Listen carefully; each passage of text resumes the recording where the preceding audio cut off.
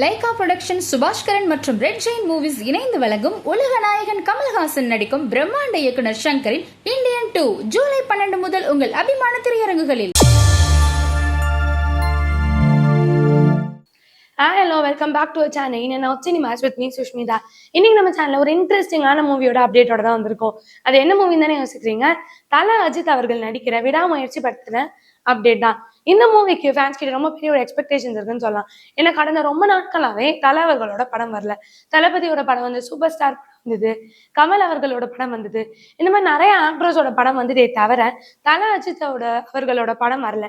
ரீரிலீஸ்லாம் ஆச்சே தவிர இவர் நடிச்ச மாதிரி ஒரு கம்பேக் மூவி எதுவுமே இல்லை. இதனால இவர் ஃபேன்ஸ் கொஞ்சம் ரொம்ப பெரிய ஒரு வருத்தத்திலே இருந்தாங்க.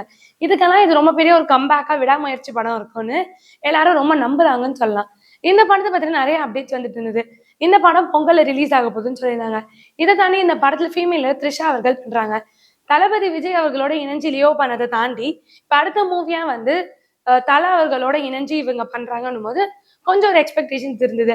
ஆல்ரெடி இவங்க 2 பேரும் இணைஞ்சு த்ரிஷா அவர்களும் தல அஜித் அவர்களும் நடிச்சேன் மகாதா படம் ரொம்ப ஹிட் ஆச்சு. அதை தொடர்ந்து இந்த படமும் ரொம்ப ஹிட் ஆகணும் அப்படின்னு நிறைய விஷயங்கள் வந்துட்டு இருந்தது. இதை தாண்டி ஆக்ஷன் கிங் அர்ஜுன் அவர்களும் இருந்தாங்க. பிக் பாஸ் ஃபேமான ஆரவும் இருந்தாரு.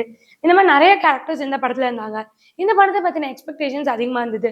இதை தாண்டி இந்த படத்துல நிறைய காஸ்டன்ஸ் பெர்ஃபார்ம் பண்ற மாதிரியான விஷயங்கள் இருந்தது. அந்த ஸ்டன் பண்ண வீடியோனா அந்த டீமே வந்து ரிலீஸ் பண்ணியிருந்தாங்க. ரிலீஸ் பண்ணதை வச்சு தல அவர்கள் வந்து இந்த மாதிரிலாம் பண்றாரு, இந்த படம் ஒரு புது கான்செப்டா இருக்கும், இந்த மாதிரி நிறைய விஷயங்கள் ஷேர் பண்ணிட்டு வராங்க. இதெல்லாமே கொஞ்சம் நாட்களா வைரலா போயிட்டு இருந்தது. இந்த மாதிரி இந்த படத்தை பத்தி நிறைய விஷயங்கள் வந்துட்டு இருக்கும் போது இப்ப இந்த படத்தை பத்தின ஒரு சூப்பர் அப்டேட் வந்திருக்கு. இந்த படம் ஒரு ரீமேக்னு சொல்லியிருக்காங்க. ரீமேக் அப்ப என்ன படத்தோட ரீமேக்? நார்மலா எடுத்த தமிழ் படமா, இல்ல ஹாலிவுட்டா, இல்ல பாலிவுட்டா? அது மாதிரி நிறைய கொஸ்டின்ஸ் இருக்கு. இது ஒரு ஹாலிவுட் ரீமேக்னு சொல்லலாம். 1997ல பிரேக் டவுன் ஒரு படம் வந்தது. இந்த படம் என்ன, ஒரு கார் பேஸ்டு ஃபிலிம் சொல்லலாம். கார் பேஸ்ட் ஆக்ஷன் ஃபிலிம்னு சொல்லலாம். கார்லயே நிறைய ஸ்டன்ஸ் அண்ட் நிறைய ஆக்ஷன்ஸ் போலவே கார்லயே நடக்கும்னு சொல்றாங்க. அப்ப இந்த படத்தோட கதை என்ன? இந்த மாதிரி நிறைய விஷயங்கள் ஓடுது.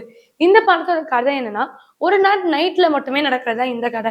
ரொம்ப பழைய நாட்கள் முன்னாடி நடந்த விஷயங்களோ அந்த மாதிரி ரிலேட் பண்றதுலாம் கிடையாது. இது டூ த ஃப்ளஷா ஒரு நைட் ஃபுல்லா என்ன நடக்குது அப்படின்ற மாதிரியான ஒரு கதையா இருக்குன்னு சொல்றாங்க.